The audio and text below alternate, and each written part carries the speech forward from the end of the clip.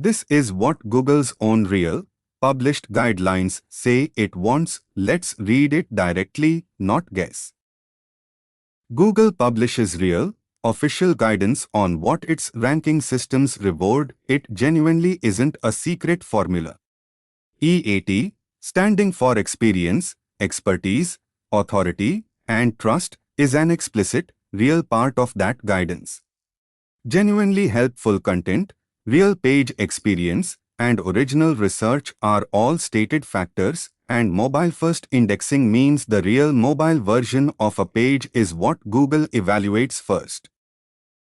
Google's real guidelines now explicitly ask, did the actual author genuinely use or experience what they're writing about? This real factor asks whether the content demonstrates genuine, accurate knowledge of the actual subject. This asks whether the site or author is a real, recognized source others genuinely reference on this topic. This is the real umbrella factor. Is the site safe, honest, and accurate, especially for a genuinely sensitive topic? Content written to genuinely satisfy a real searcher's need, not just to rank, is exactly what recent updates target for.